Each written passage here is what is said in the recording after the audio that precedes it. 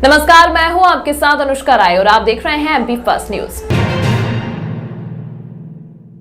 उज्जैन के विकास में और पंख लगे। श्री महाकाल लोक बनने के बाद जगह जगह यातायात व्यवस्था ठप हो जाती है। हर रोज देश के कोने कोने से श्रद्धालुओं की संख्या में बढ़ोतरी हो रही है और बड़ी संख्या में निजी गाड़ियों से श्रद्धालु बाबा महाकाल की नगरी में पहुंचते हैं। वो उज्जैन आकर तंग गलियों में फंस जाते हैं, इसलिए सकरी गलियों को चौड़ा करने की सख्त आवश्यकता है। इसके पहले उत्तर विधायक ने मुख्यमंत्री को पत्र लिखकर विभिन्न क्षेत्रों में चौड़ीकरण की मांग की है। उज्जैन उत्तर के कई क्षेत्रों में जाम जैसी स्थिति निर्मित हो जाती है। ऐसे कई सकड़ी गलियों में से लोग बेहद परेशान होकर यहां से गुजरते हैं। कई जगह ऐसे जाम लग जाते हैं जिसको लेकर लोग घंटों परेशान होते हैं। उत्तर विधायक अनिल जैन ने गाड़ी अड्डा से फाजलपुरा, वीडी मार्केट, खजूर वाली मस्जिद, गोपाल मंदिर से केडी गेट क्षेत्र के चौड़ीकरण की मांग मुख्यमंत्री डॉक्टर मोहन यादव से की गई है। यही MR5 रोड पर रहवासी इलाके में नगर निगम का ट्रेंचिंग ग्राउंड बना हुआ है, उसको वहां से शहर से अन्य स्थान पर शिफ्ट करने के लिए मुख्यमंत्री से मांग की गई है। MR5 पर कई रहवासी कॉलोनी बनी हुई है, जिससे ट्रेंचिंग ग्राउंड के कारण में बदबू और धुआं उठने से रहवासियों को सांस लेने में काफ़ी तकलीफ होती है और रहवासी आए दिन सांस की बीमारी से ग्रसित होते हैं। इसीलिए उत्तर विधायक अनिल जैन कालूखेड़ा ने मुख्यमंत्री से तत्काल इस पर निर्णय लेने का आग्रह किया है। शहर विकास की दृष्टि से समय समय पे आदरणीय मुख्यमंत्री जी को अवगत कराना मेरा कर्तव्य है। जनता ने मुझे इसीलिए प्रतिनिधि बनाया है ताकि शहर का चौमुखी विकास हो सके, आवागमन का ठीक प्रकार से सड़कें हो, इसलिए सड़कें चौड़ी होना चाहिए। इसलिए 1-2 मार्ग के लिए अभी लिखा है, आगे और भी जनता की डिमांड के हिसाब से मार्ग को जो चौड़ीकरण जनता चाहती है उससे समय समय पर मुख्यमंत्री जी को अवगत कराएंगे। बहुत सारे चौड़े करना है, परंतु ज़्यादा डिमांड जी जनता की आई है। तो ढाबा रोड की आई है, काले खजूर वाली मस्जिद वाले रोड की आई है, उसके लिए बारे में लिख के दिया है। और मैंने टिंचिंग ग्राउंड पे जो कचरा का निष्पादन का काम चल रहा है उसको भी कहीं अन्यत्र शिफ्ट करने के लिए कहा है। न हल्दी, न मेहंदी, न बैंड बाजा, न बाराती, मात्र 17 मिनट में हो गई दहेज मुक्त शादी। जगत गुरु तत्वदर्शी संत रामपाल जी महाराज के सानिध्य में उज्जैन बाबा महाकाल की नगरी व नवनियुक्त मुख्यमंत्री मोहन जी यादव के स्थानीय नगर उज्जैन के प्रशांति गार्डन सावे रोड स्थित पर कबीर परमेश्वर पंथी जगत गुरु तत्वदर्शी संत रामपाल जी महाराज के सानिध्य में LED प्रोजेक्टर पर जिला स्तरीय कल्याणकारी वास्तविक सनातन धर्म तत्व ज्ञान सत्संग का आयोजन किया गया तथा एक भक्त गोविंदास ग्राम बगानिया संघ निकिता दासी रामीनगर तथा भक्त सिया राम दास ग्राम बौरदा थाकड़ तराना संघ सुहानी दासी आसामपुरा उज्जैन की ना हल्दी, ना मेहंदी, ना बैंड, ना बाजा, ना बाराती, मात्र 17 मिनट में हो गई दहेज मुक्त शादी की। भक्त मुकेश दास देवल ने जानकारी देते हुए बताया कि सतगुरु देव जी का मिशन विश्व को सत्य भक्ति देकर मोक्ष प्रदान करना, भारत से दहेज रूपी रावण को जड़ से उखाड़ फेंकना, नशा मुक्त भारत बनाना, मांसाहार मुक्त भारत बनाना, भ्रष्टाचार, पाखंडवाद, जाति पाति के भेद को खत्म करना। इस अवसर पर उज्जैन नगर निगम महापौर श्री मुकेश अटवाल जी तथा जिले की सभी तहसीलों से पधारे कोऑर्डिनेटर, सेवादार, भक्त व भक्त मतीय श्रद्धालु जन हजारों की संख्या में शामिल हुए।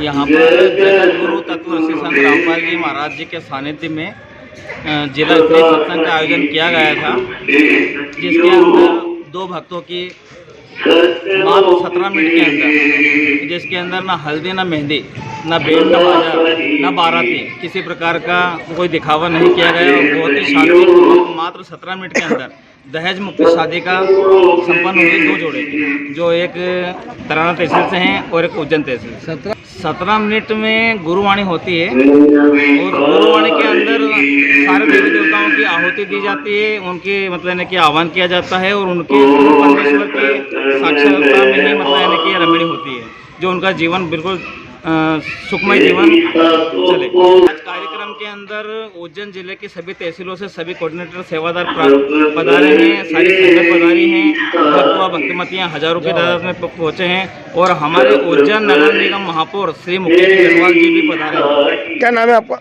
मुकेश दास देवल।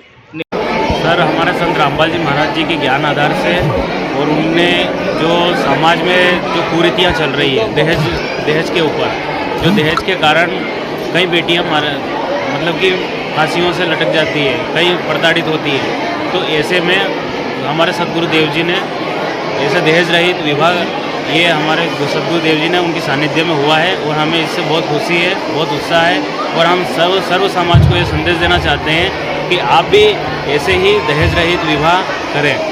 कितने जोड़ों की शादी हुई आज? यहाँ पर 2 जोड़ों के विवाह हुए हैं। क्या नाम है उनका? मेरा नाम है गोविंद दास और भगतमती का नाम है निकिता दासी और एक और जोड़े का नाम है सियाराम दास और सोनाली दासी। परम पूज्य श्री संत रामपाल जी महाराज जी के सानिध्य में आज हमारे उज्जैन में यहाँ के भक्तों द्वारा जो शादी की गई है बिना दहेज मुक्त और मात्र 17 मिनट में बिना किसी आडंबर की गई है। और महाराज श्री की कृपा से समाज सुधार के विभिन्न काम चल रहे हैं, चाहे नशा मुक्ति को लेकर के हो, शिक्षा को लेकर के हो, ये जो जिस प्रकार के आडंबर होते हैं उन सबसे दूर होकर के जो हमारा वास्तव में हमारा जो भगवत गीता में जो लिखा है उसी उद्देश्य को लेकर के यहाँ पर इस प्रकार से सारे कार्य चल रहे हैं। 31 दिसंबर रविवार को वर्ष 2023 के अंतिम दिन चामुंडा माता मंदिर के नाम एक साथ 2 golden book of world record दर्ज करने की तैयारी की जा रही है। इस दिन इतिहास में प्रथम बार निर्धर एवं वंचित वर्ग के लिए सबसे बड़ा स्वरुचि भोज बफेट व इतिहास में प्रथम बार भारत के सर्वाधिक हिंदू तीर्थों सप्तपुरी, 4 धाम, 12 ज्योतिर्लिंग, 51 शक्तिपीठ आदि का एक छत के नीचे दर्शन का वर्ल्ड रिकॉर्ड बनाया जाएगा। ज्ञातव्य है कि पूर्व में भी चामुंडा माता भक्त समिति 2 golden book of world record बना चुकी है, जिसमें सर्वाधिक साबूदाना खिचड़ी बनाने एवं वितरित करने का रिकॉर्ड अपने नाम किया था। भारतीय खाद्य एवं मानक प्राधिकरण द्वारा सेफ भोग प्रमाण पत्र भी समिति को प्रदान किया जा चुका है। लॉकडाउन में भी चामुंडा माता भक्त समिति ने 10 लाख भोजन पैकेट वितरण कर उज्जैन का नाम गौरवान्वित किया था। संयोजक पंडित शरद चौबे, पंडित सुनील चौबे एवं वरिष्ठ सदस्य राजेंद्र शाह के अनुसार भक्त समिति के स्थापना दिवस 1 जनवरी के उपलक्ष्य में मंदिर का नाम मंदिर की भोजनशाला से भोजन वितरण के कारण भी गौरवान्वित हुआ है। इसी तारतम्य में शरद चौबे, सुनील चौबे, राजेंद्र शहर द्वारा विचार विमर्श में गरीबों को भोजनशाला से भोजन कराने के दौरान जो लोग भोजनशाला में लाइन में लगकर इंतजार कर भोजन ग्रहण करते हैं उनके लिए एक सामूहिक भोज बफेट करने निर्णय लिया गया है। इसके साथ ही लॉकडाउन में मंदिर परिसर में निर्मित सचित्र भारत दर्शन के संबंध में गोल्डन बुक से चर्चा करने पर उनके द्वारा यह बताया गया कि ऐसी भारत दर्शन की व्यवस्था कहीं नहीं है, इसीलिए क्यों ना आप इसका भी वर्ल्ड रिकॉर्ड में नाम दर्ज कराएं। इस ऐतिहासिक प्रकल्प के प्रयोजन को लेकर चामुंडा माता मंदिर समिति के वरिष्ठ एवं माता के अनन्य भक्तों ने उज्जैन का नाम दूसरी बार गोल्डन बुक ऑफ वर्ल्ड में पुनः 2 रिकॉर्ड दर्ज कराने के लिए इस बृहद स्तर के आयोजन की सराहना की। भक्त समिति ने इस आयोजन में शहर के समस्त भक्तों को सहभागिता हेतु आमंत्रित किया।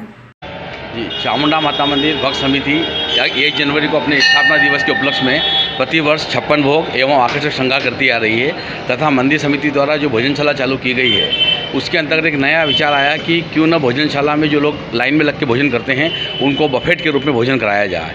इसको सार्थकता करते हुए 31 दिसंबर 2023 रविवार को प्रातः 11 बजे से एक निर्धन एवं वंचित वर्ग के लिए बफेट का आयोजन किया गया है। साथ ही मंदिर पर सप्ततीर्थ, 12 ज्योतिर्लिंग, 4 धाम एवं 51 शक्तिपीठ के चलचित्र लगाए गए हैं। इसको वर्ल्ड रिकॉर्ड वालों ने कहा कि भारत में ऐसा कहीं पर भी यह नहीं है, इसलिए इसको भी वर्ल्ड रिकॉर्ड में शामिल किया जा रहा है। इस प्रकार से 2 golden book of world record पुनः बनने वाले हैं। यह वर्ल्ड रिकॉर्ड चामुंडा माता मंदिर भक्त समिति एवं लायंस ऑफ उज्जैन की ओर से आयोजित किया जा रहा है। साथ ही 1 जनवरी को 56 भोग एवं आकर्षक श्रृंगार प्रतिवर्ष अनुसार इस वर्ष भी किया जा रहा है। मंदिर के समिति के पंडित संयोजक पंडित शरद जी चौबे, पुजारी पंडित सुनील जी चौबे एवं निखिल जी चौबे एवं रमेश टेमनिया जी एवं पूरी समिति आह्वान करती है कि इस कार्यक्रम में उज्जैन के वासी भाग लें। मंदिर लॉकडाउन में लगभग 10 लाख लोगों को भोजन करा चुकी है, ये सर्वविदित है। साथ ही मंदिर को भारतीय मानक प्राधिकरण खाद्य विभाग द्वारा गत वर्ष सेफ भोग प्रमाण पत्र जारी किया गया था, जो कि चामुंडा माता मंदिर भारत के 26वें नंबर पर मंदिर आता है। मैं राजेंद्र शाह, चामुंडा माता मंदिर समिति की ओर से। कोठी पैलेस स्थित प्रशासनिक संकुल भवन पर डीजे एवं साउंड एसोसिएशन उज्जैन द्वारा मुख्यमंत्री डॉक्टर मोहन यादव जी को ज्ञापन दिया गया। उज्जैन डीजे एवं साउंड संगठन के अध्यक्ष अजीत सिंह कुमावत ने जानकारी देते हुए बताया कि विगत दिनों राज्य सरकार द्वारा ध्वनि विस्तारक यंत्रों की ध्वनि सीमा व उपकरणों के उपयोग को लेकर निर्देश जारी किए गए हैं, जिससे कि जिले भर में साउंड व्यवसाय पूरी तरह ठप व बर्बाद होने की कगार पर आ गया है। कारण है कि वर्तमान में शासन द्वारा महज 2 स्पीकर के उपयोग ही अनुमति प्रदान की गई है, जबकि मात्र 2 स्पीकर से साउंड सिस्टम का संचालन संभव नहीं हो सकता। कम से कम 4 स्पीकर व 2 बफर लगाने की अनुमति दी जाए, जिससे सामान्य रूप से साउंड व्यवसाय संचालित हो सकता है। परंतु शासन के वर्तमान प्रतिबंधों के चलते हमारी पार्टियों ने सारी बुकिंग कैंसिल कर दी है और नगर में कोई रोजगार न होने के चलते हम कम पढ़े लिखे लोगों द्वारा बैंक से फाइनेंस करवाकर लोन लेकर किए जा रहे साउंड व्यवसाय की किस्तें जमा करना भी मुश्किल हो गया है। नगर में सैकड़ों साउंड व्यवसायी हैं, वह इस व्यवसाय के अंतर्गत कार्य करने वाले कर्मियों व इनके आश्रित परिजनों को मिलाकर यह संख्या हजारों में होती है, जो कि भूखे मरने की कगार पर आ गई है। मुख्यमंत्री से व्यापारियों ने मांग की है कि कृपया हमें 4 स्पीकर एवं 2 बूफर का उपयोग शासन द्वारा नियत ध्वनि सीमा में करने की अनुमति दिए जाने की कृपा करें, ताकि हम अपना व्यवसाय शासन के निर्देश अनुसार कर अपना व आश्रित हजारों परिवारजनों का जीवन यापन कर सके। ज्ञापन के मौके पर दीप गोमे, काना जायसवाल, सुभाष चौहान, रवि लोट आदि लोग उपस्थित थे। आज आदरणीय हमारे मुख्यमंत्री जी मोहन जी यादव जो कि उज्जैन आगमन हुआ था उनका और उज्जैन पधारे थे, उसमें हम सभी साउंड एसोसिएशन वाले जो कि वहाँ पे गए और डीजे के संबंध में साउंड के विषय में दादा को आवेदन हमने दिया है कि जिस प्रकार से दादा आपने आदेश करा है उसके अंदर कुछ हमको रियायत दी जाए, या तो हमारी समय अवधि बांध दी जाए और शादी विवाह का सीज़न सिर्फ 2-3 महीने का रहता है, बाकी बारिश में 4-5 महीने हमको बैठ के खाना रहता है। हमारे परिवार का प्रतिपालन कैसे होगा? अगर 2 स्पीकर में परिवार का प्रतिपालन कैसे होगा? आज हमारे जिन लोगों के हमने ऑर्डर लिए हैं उनको हम बोल रहे हैं कि हम 2 स्पीकर लगाएंगे, तो वो हमारे ऑर्डर कैंसिल कर रहे हैं कि 2 स्पीकर तो हमारे पास में ही, आपके स्पीकर लगाकर हम क्या करें? तो इस प्रकार से हमने आज श्रीमान जी मोहन जी यादव जी को हमने आदरणीय जी को हमने आवेदन दिया है और निश्चित रूप से उसमें कुछ सुधारीकरण होगा। काना कुमार जायसवाल। प्रिय मुख्यमंत्री डॉक्टर मोहन यादव जी के उज्जैन आगमन पर साउंड एसोसिएशन एवं डीजे एसोसिएशन द्वारा उन्हें एक ज्ञापन दिया गया, जिसमें मुख्य रूप से 10,000 लोग कम से कम उनके जो उन्होंने डिसीजन लिया है उससे सीधे प्रभावित हो रहे हैं। उसको लेकर आज हमने उज्जैन साउंड एसोसिएशन एवं डीजे साउंड एसोसिएशन ने उनको अवगत कराया और उनसे मांग की कि कम से कम हमें अभी कुछ समय तक साउंड बजाने की परमिशन दी जाए। कम से कम 4 टाप हमारे को बजाने की उसमें मोहलत दी जाए, ताकि अभी हमारा जो हम लोगों ने कर्ज ले रखे हैं, बैंक से कर्ज ले रखे हैं, बहुत सारे तरीके के कर्ज ले रखे हैं, उससे हमें राहत मिले। हमारी मांग पूरी नहीं होती है तो इसका हमें बहुत बुरा प्रभाव पड़ेगा। बेरोजगारी तो वैसे है ही सही, उसके बाद भी अगर हमारी मांग नहीं मानी जाती है तो फिर हम उग्र आंदोलन भी करेंगे। क्या नाम है आपका? रवि लोट, उज्जैन साउंड एसोसिएशन सचिव।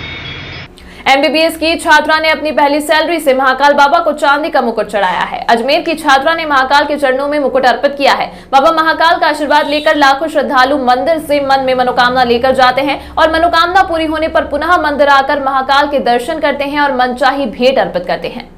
दरअसल उज्जैन के विश्व प्रसिद्ध बाबा महाकाल के दरबार में प्रतिदिन लाखों श्रद्धालु पहुंचते हैं और अपनी मनचाही मनोकामना की अर्जी महाकाल से करते हैं। श्रद्धालु अपनी मनोकामना नंदी के कान में या फिर दान पेटी में पर्ची लिखकर भी डालते हैं। श्रद्धालु की मनोकामना जब पूरी होती है तो श्रद्धालु पुनः महाकाल आकर अपनी श्रद्धा अनुसार भेंट महाकाल को अर्पित करते हैं। इसी तरह अजमेर में रहने वाली एमबीबीएस की छात्रा हार्दिका परिहार ने अपनी पढ़ाई के आखिरी वर्ष में महाकाल से मनोकामना की थी कि उसकी कहीं अच्छी नौकरी लग गई तो वह अपनी पहली सैलरी से महाकाल को चांदी का मुकुट अर्पित करेगी। युवती हार्दिका की मनोकामना पूरी हुई और उसे अच्छी और मनचाही जॉब मिली। आज सुबह अजमेर से हार्दिका परिहार अपने परिजनों के साथ महाकाल मंदिर पहुंची और उसे महाकाल दर्शन कर बाबा महाकाल के चरणों में अपनी पहली सैलरी से बनवाया चांदी का मुकुट अर्पित किया। हार्दिका ने बताया कि उसने महाकाल से मनोकामना की थी और महाकाल ने उसे आशीर्वाद लिया है। हार्दिका परिहार, मैं अजमेर से हूँ। जब मेरी एमबीबीएस खत्म हुई थी और उसके बाद जब मेरी पहली तनख्वाह आई तो उसको मैंने भगवान के चरणों में अर्पित किया, एक मुकुट के उसमें, और मैंने मंदिर में दिया और मंदिर में चढ़ा दिया। क्या नाम है आपका? हार्दिका परिहार। महाकाल मंदिर में छुट्टियों के दिनों में उमड़ा आस्था का जनसैलाब। रविवार होने के चलते आज 3 लाख से अधिक श्रद्धालुओं ने किया दर्शन। मंदिर के पट बंद होने तक 7 से 8 लाख श्रद्धालुओं के दर्शन का अनुमान लगाया जा रहा है। उज्जैन छुट्टियां लगते ही बाबा महाकाल की नगरी में उमड़ा आस्था का जनसैलाब। कालों के काल महाकाल के दर्शनों के लिए लाखों श्रद्धालु पहुंचे हैं। सुबह से दोपहर तक 3 श्रद्धालुओं ने बाबा महाकाल के दर्शन का लाभ लिया है। सुबह से दोपहर तक 3 लाख श्रद्धालुओं ने बाबा महाकाल के दर्शन का लाभ ले चुके हैं।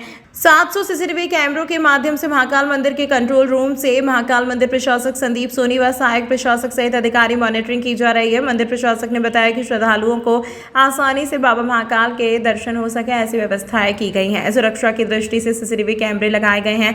पुलिस प्रशासन के अधिकारियों को लगाया गया है। साथ में मंदिर के गार्ड को भी तैनात किया गया है, जो कि श्रद्धालुओं से अच्छा व्यवहार करते हुए सुगमता से दर्शन करने का प्रयास कर रहे हैं। आपको बता दें कि इसी साल के अंत तक करीब 5 दिन में 15 से 20 लाख लोगों के दर्शन करने का अनुमान भी लगाया जा रहा है।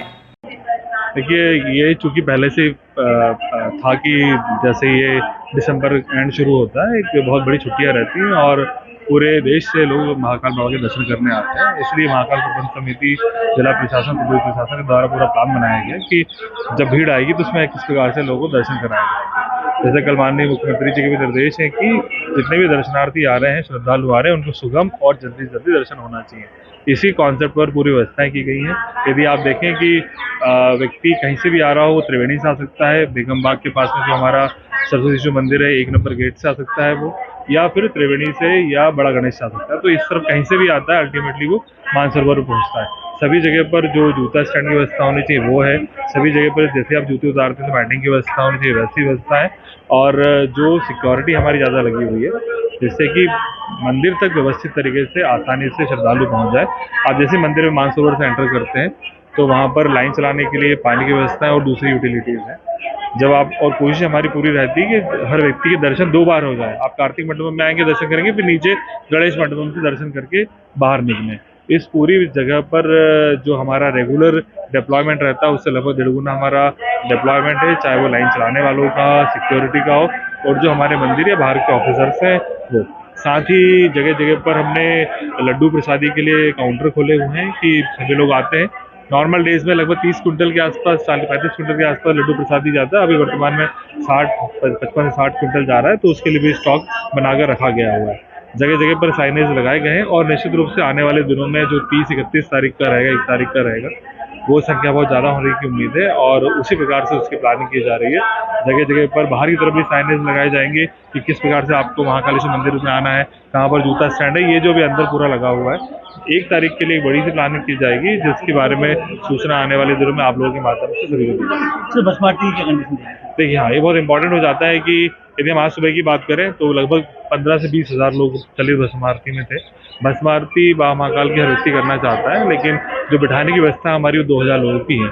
इसी कारण हमने पिछले साल से चलित भस्म आरती पर बड़ा प्रेशर दिया है और सभी लोगों से आह्वान करते हैं कि यदि आप नहीं कर पा रहे हैं भस्म आरती, तो चलित भस्म आरती में आइए। चलित भस्म आरती हम लगभग 4:15 साढ़े 4 बजे शुरू कर देते हैं और कार्तिक मंडप की जो शुरू ऊपर की 2-3 रोज़ हैं, 4 रोज़, वो चलित भस्म आरती के लिए रहती हैं। आज भी हम बात करें तो लगभग 15 से 20 हज़ार लोगों ने चलित भस्म आरती में दर्शन किए हैं। आने वाले दिनों में स्पेशली जब हमारा ईयर एंड रहेगा, नव वर्ष का प्रारंभ रहेगा, उस दिन ज़्यादा संख्या रहेगी, तो उस दिन के लिए जैसे हमने महाशिवरात्रि व्यवस्था की थी, कार्तिक मंडप पूरा खाली रहेगा, जिससे कि हम अधिक से अधिक लोगों को चलित भस्म आरती में दर्शन करा पाएँ। सर, अभी कितने दर्शनार्थी सुबह से दर्शन कर सकते हैं? अभी लगभग, जैसे कल का फिगर बात करूँ, लगभग 3.25 लाख से 3.5 लाख लोगों ने दर्शन किए। आज ये संख्या और ज़्यादा बड़े होने की संभावना है। अभी ही सुबह से लगभग 1.5 से 2 लाख लोग दर्शन करते हैं। तमाम महत्वपूर्ण खबरों के लिए देखते रहिए MP फर्स्ट न्यूज।